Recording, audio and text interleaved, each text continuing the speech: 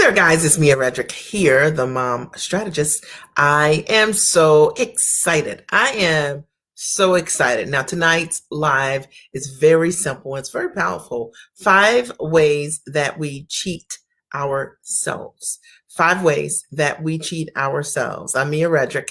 I'm the mom strategist, a business and life coach. I got started in my business about 16 years ago, simply made the decision to go to work as myself. And I had decided I wanted to take my background as a corporate trainer and my systems in motherhood and figure out a way to package my knowledge, my background, my expertise, my gifts into an offering as service that I could offer to others to make their lives better. And maybe you've had the same thought. You've been trying to figure out, how do I do what I've been doing professionally, right? Maybe you want to figure out how to do that at a high level so you can be better in the workplace. Or maybe you've been trying to figure out how, from the comfort of your home, you can figure out how to leverage your knowledge and your gifts. That was me.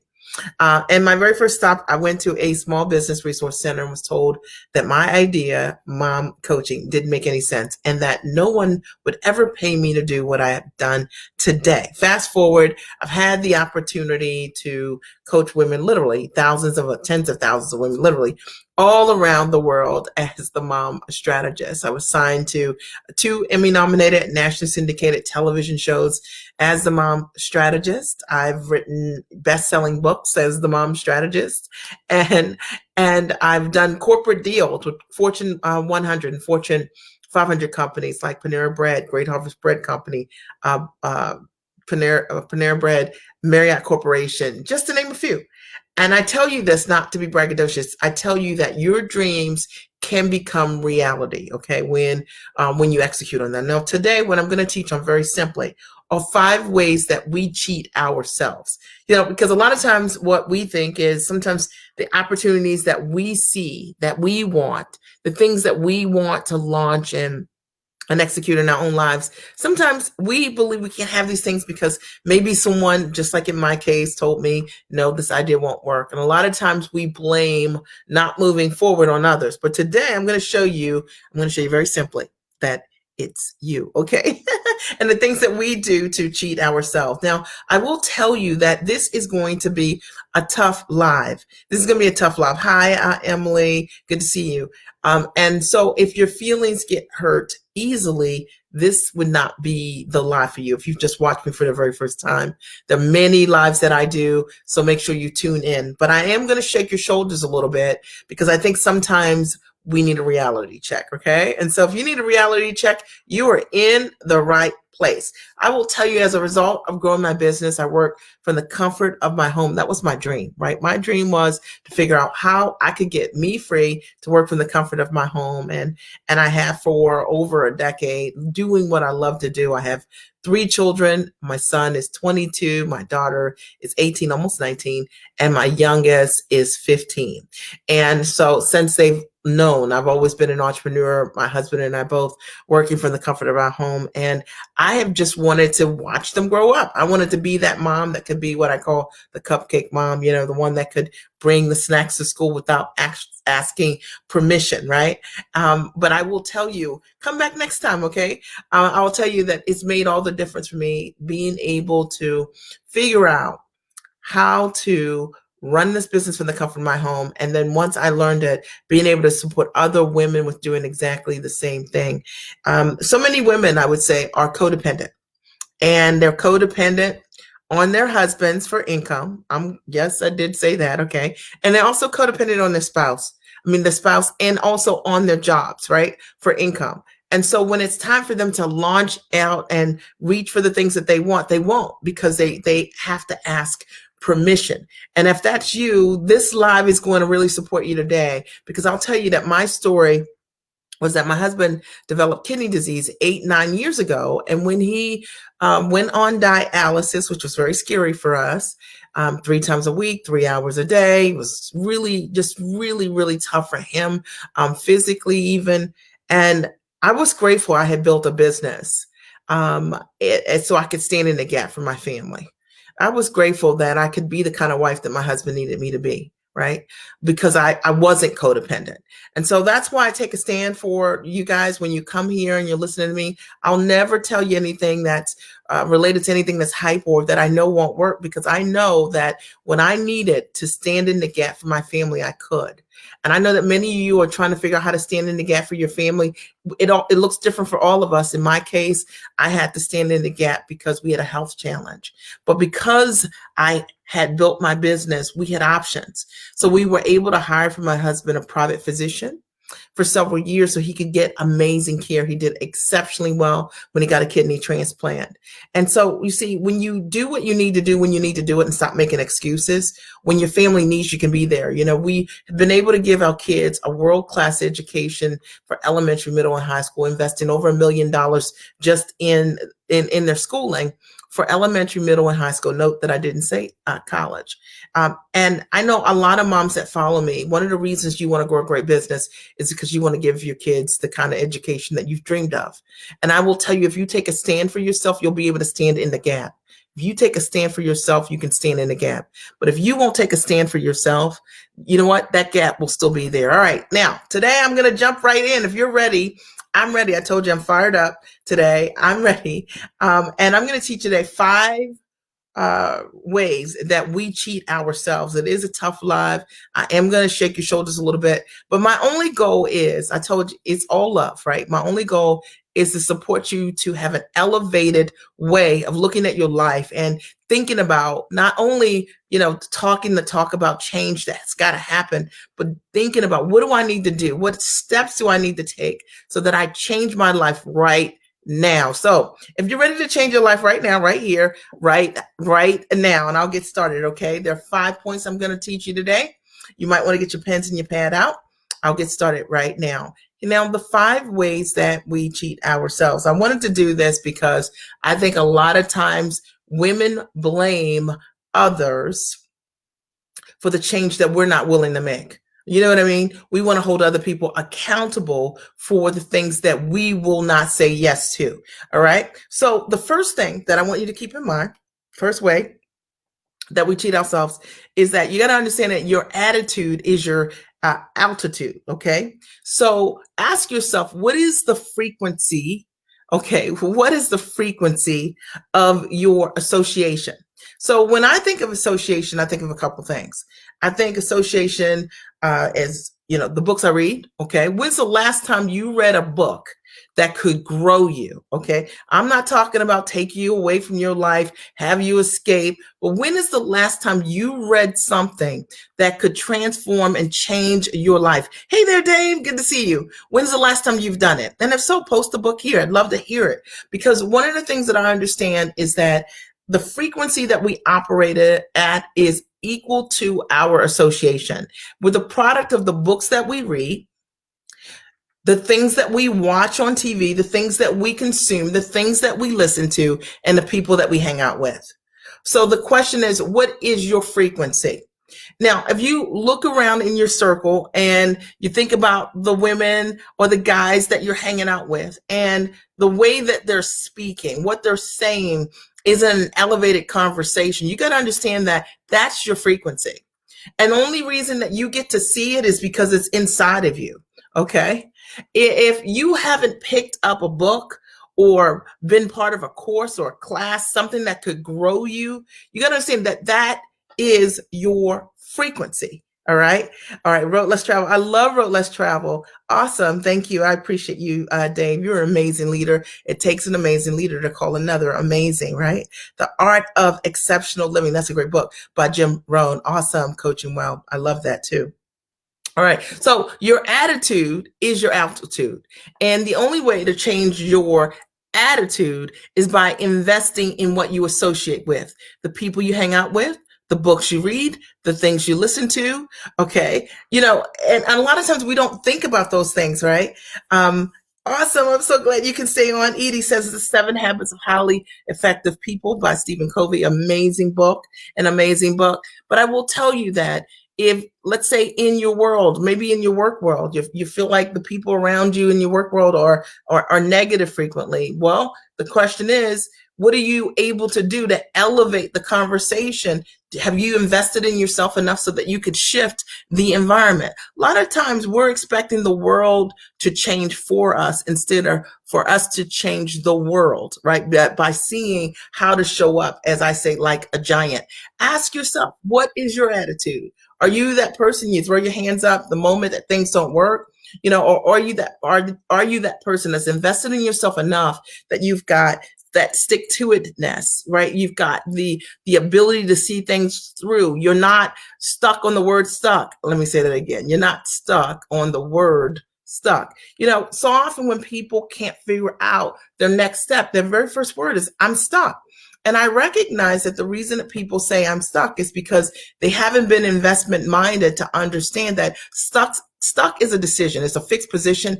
It's an attitude that we embrace, that we accept, that we make normal in our lives. Imagine if it was a word that you no longer decided to use. Imagine if it was a language that you no longer spoke, being stuck. What if you said, I'm seeking understanding, like in all things, instead of being stuck, I'm seeking understanding. You just replaced it. Replace the word stuck with that. There's a great litmus test for language that I personally use. If what you're saying you can't back it up with, that's exactly what I want, then you probably shouldn't say it, right? I'm stuck. That's exactly what I want. If you don't exactly want it, don't say it. I hope that helps you. Number two, the second way that we cheat ourselves is our investment habit. Now I'm going to step all on your toes right now, okay? Because when we talk about investing in books, we get a lot of people who do chime in and they'll say, I am investment minded. I have read a book. And that's a great start. $15, $20, $40 for books. And I'm a big investor in books. I love investing in books. But I will tell you that having an investment habit is one of the most amazing things that you can do for yourself. And one of the ways that people cheat themselves is not having that habit. You got to have a priority around, I believe, three things: priority around growth, priority around perception, and priority around reality. And I'm going to break all of these down. So hang in there with me, okay? When you think about investments start with investing around things that will grow you, right? Like, what are you investing in that can change your mindset, that can change your life, that can change your finances, right? What is it that you're investing in so that it will grow the parts of you so that you no longer see things that aren't working the exact same way? It elevates your understanding such that you begin to process things differently, become attracted to things differently. You have an elevated way of understanding what's happening in your world.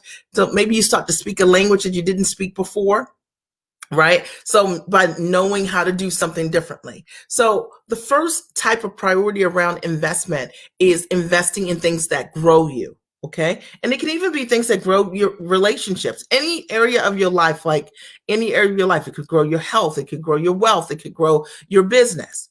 But then the second type of investments that you can make, and often people make, okay, this is going to step on your toes maybe, investments around perception. And I find that so many people invest more around perception. So let me explain what that is. That is, you are the person that you will not invest in a solution for yourself. You invest in things that are not a full solution. So you make low ticket investments over and over again because you can walk away from whatever it is if it doesn't work. You know what I'm talking about, okay? You're the person that you make an investment in something or with someone so that you can say, I'm working with so-and-so, okay? But you don't know why you're doing what you're doing, okay? And you don't know if that investment is the best investment for you. I told you I was going to break this all the way down, okay? So the deal is that some people invest in themselves because they want growth in many different areas of their life, their health, their wealth, their finances, their business, maybe in a skill set. And as a result of investing in growth, you will see growth. But some people don't see growth when they invest. Some people invest so that there is a perception that they're taking an action, but all along the way, they have no desire, no sense of commitment, no sense of focus to really achieve the result. In fact, sometimes the things that they're investing in, they know will not get them there. Right, David? Right, Dave. Okay. They know it won't get them there, Dave. They know it won't, but they make the investment because of perception. All right. And I see people do this all the time. Maybe you've seen people make investments around perception. That's buying the pair of shoes that are very expensive or a purse that's very expensive because you want to be perceived in a certain way, because you don't want to invest in growth in a certain way in your life and world, but you would invest in shoes in a certain way. You get what I'm saying? So people can really think you got it going on. All right. So you got to understand that a lot of times people do make investments, but the way they cheat themselves is how they invest. And the third way that people invest is that many people invest in what I call reality. That's all of us, right? Reality is investing in the things that you must invest in your life in order to make your life go, right? So those would be, whatever your household expenses are, whatever your self-care maintenance things that you have to do in your family, maybe whatever your whatever it is that you have to do to make your life happen. Those are the investment tools that you make, right? So investing in reality, these are things that you have to make it strategic investments in order for you and your family to be comfortable, in order for you to have a nice life. All right. So there are three ways that people invest. And one of the biggest ways that people cheat themselves around reality investment is that they will often say that I can't invest in growth because I'm investing in reality. Okay. With me. Okay. You guys following me on this. Okay. It's kind of deep. All right. Some people say, look, they cheat themselves. They say, I can't invest in growing myself because I'm investing in reality. All right. Meaning they're so focused on what isn't enough and protecting what isn't enough, right? That they won't take a slice of anything that they have coming in their household to invest in something that can grow them. And they try to figure out year after year, why are they sitting in the exact same place? And it is because of the way that you invest. If you invest in things that will grow you, your life will grow. You will grow. If you invest in perception, you will get that. It's a temporary high. People love, the love perception. Like you look good, you smell good, but you're broke at a whole nother level. You understand that? And then there's investment as it relates to reality. And a lot of times the way people cheat themselves is that they focus on that perception and reality. The reality is like, I have these expenses, this mortgage every month, and I've got this tuition every month. And because of that, I cannot afford to invest in growing myself. That's one of the ways that you cheat yourself. And I'll tell you that if you ever want to change your life, you've got to figure that part out. All right. And you got to find the money. Okay. And that's the reality of what that looks like. Number three. Okay. The third way we cheat ourselves is that you got to understand that you remember what you prioritize. Now, I'm going to go all in on you on this. Okay. So you remember what you prioritize. Now, one of the things that I think is so interesting is that sometimes people make commitments, or sometimes people want to take actions to move forward with things, and they never do, and they can't figure out why they can't. And the question is like, why can't I remember to do the thing that I said I really want to do? Because it wasn't a priority. Let me prove this to you. Okay. So I want you to think for a minute. Think about your college graduation. Okay. Think about your college graduation. Did you miss it? Okay. Did you miss it? Well, your high school graduation. Did you miss it? Your wedding day.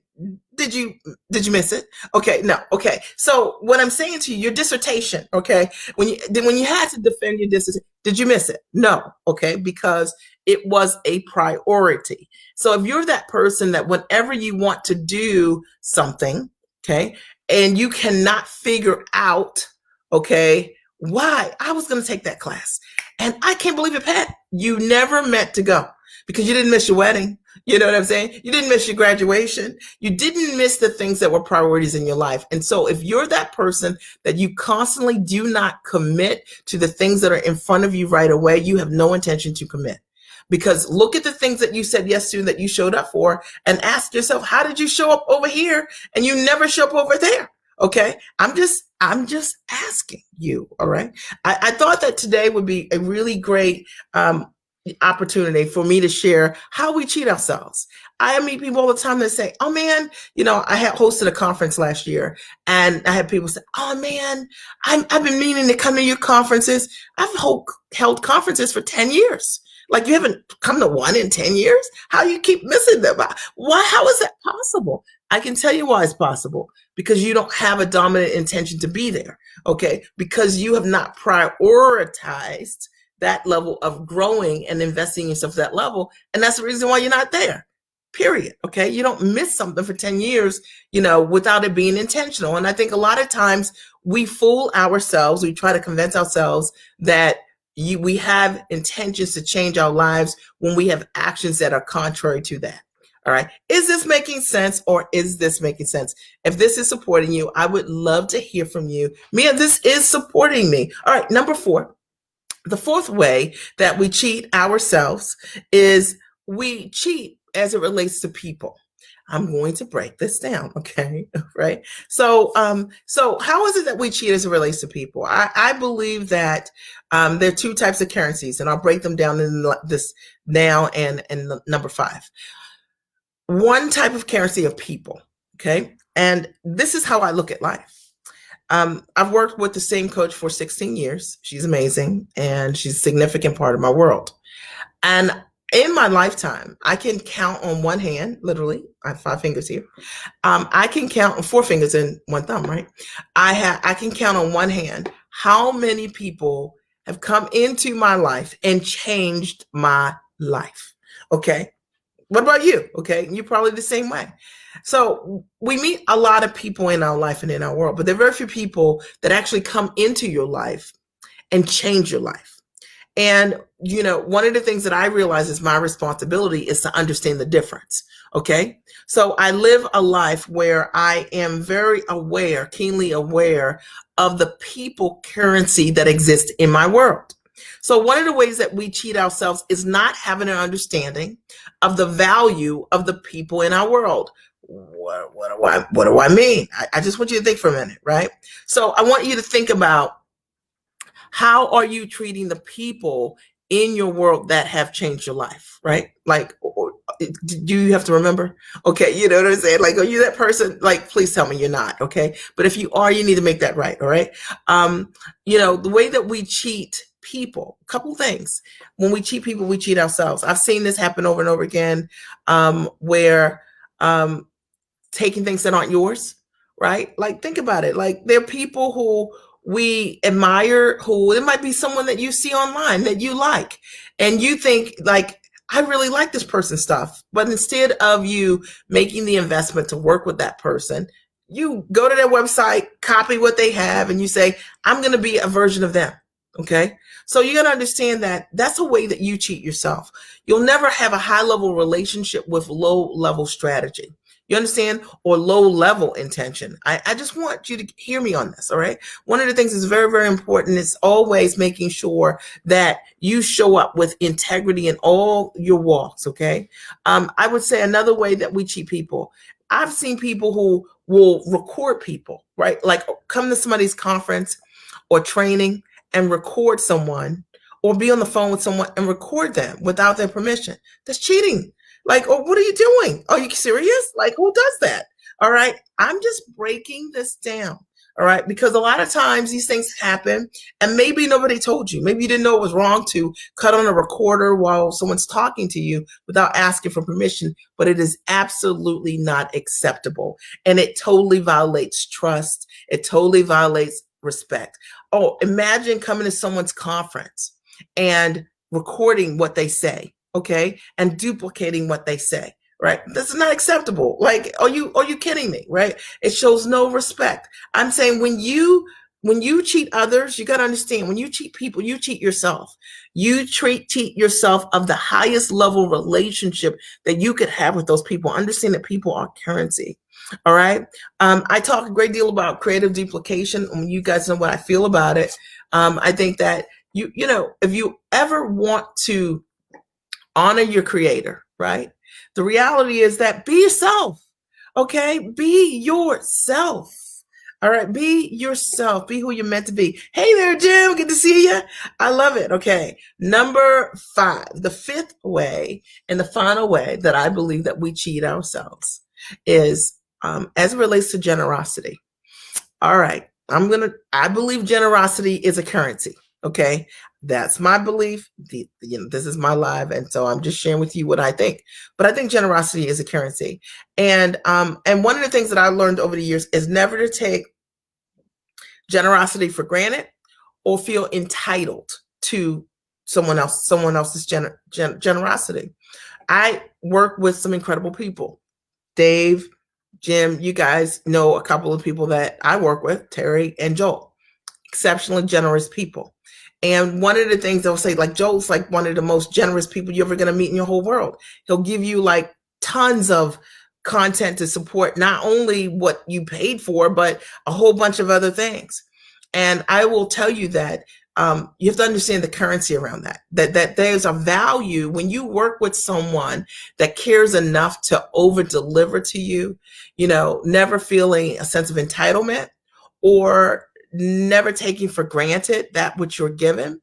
And I would say equally, never squandering what you have in front of you. I think we have a responsibility when people are generous and they give us great fruit is to, don't you love Joel, Jay? I love him too. And it's fact, right? So generosity is a currency. It's very important. It's something that I think that if you don't understand that, you end up cheating yourself, because I see people who have access sometimes to amazing things that do nothing with it, right? Even though the food is on the plate, right? It's all laying right there. But sometimes when we don't know how to value the fruit that's on the plate, then we let it spoil. All right. And that's my point. Never take generosity for granted. Okay. Or feel that you're entitled to what someone has for you that's extra, because you're not. Okay. Most people, I always say, like, in a lifetime, I guess this is how I look at it. I think in a lifetime, I mean, how many people have I ever met that changed my life? Very few people. Okay. So that currency of people, or that currency of generosity, like, how can I not be clear about that? Okay. Because I'm looking in my world and I can count, I can count on one hand the number of people who have actually changed my life, like, for real. And I never forget that. I never forget that. All right. So that's what I have for you today. I'm going to recap really quickly 5 ways that we cheat ourselves. Number 1, understanding that your attitude is your altitude. What's your frequency? And that's based on your association, books you read, people you hang out with, things that you listen to, what you watch on TV. That's your association. So that's going to be your altitude. So you don't like where you're flying.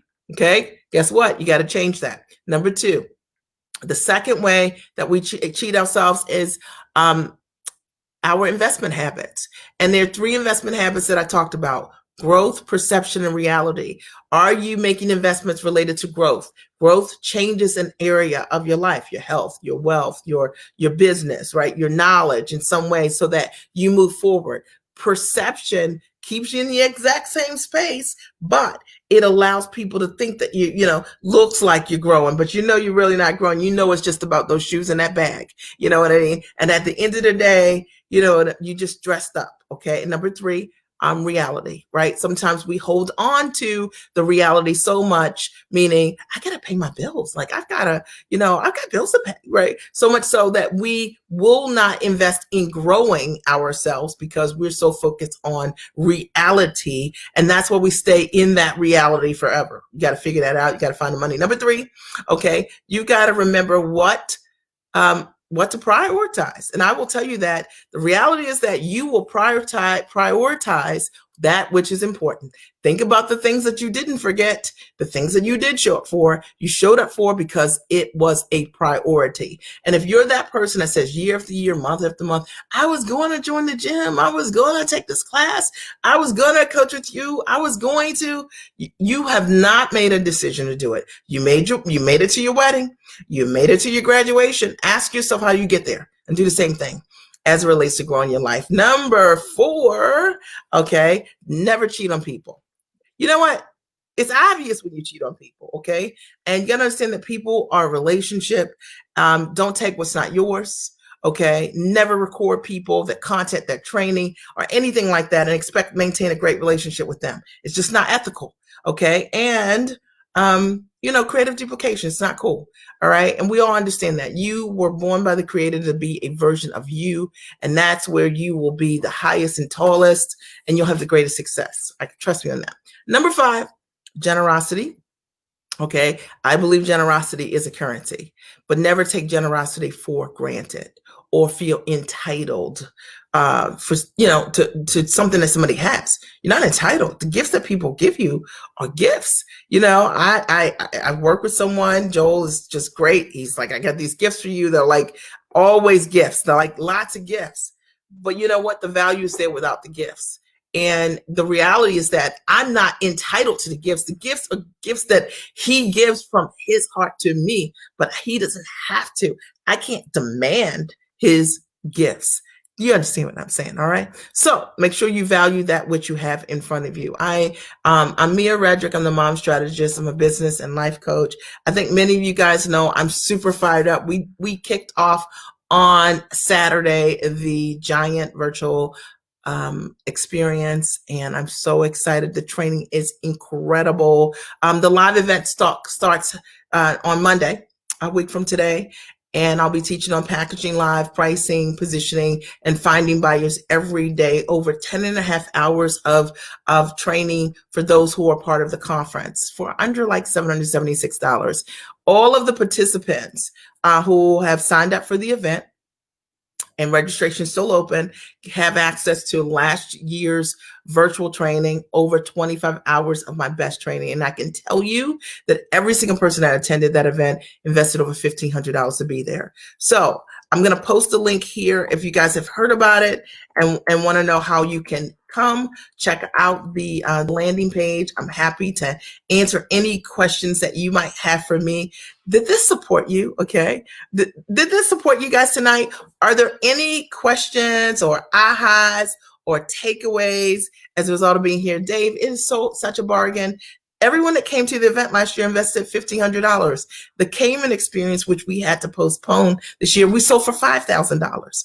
And you can come to the exact same event for $776, 25 hours of training from the comfort of your home, watching the training, replay, rewatch it, take the notes, come to the live event next week. I've never done anything like this, okay? But I can tell you it is incredible. And I'm excited about serving people who really want to take an action. So are there any questions, comments, any ahas or takeaways? Absolutely. I got you fired up again. Awesome, Dave. You're awesome. You feel supported. Thank you, Jim. Sending you guys hugs. Right. I'll see you guys real soon. I'm excited about that. Any final takeaways, comments? I want to thank you for your time tonight.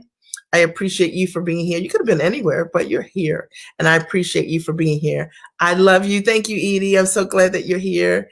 I'm so glad that you're here. I look forward to seeing you soon online. I'll talk to you soon. Bye. You are an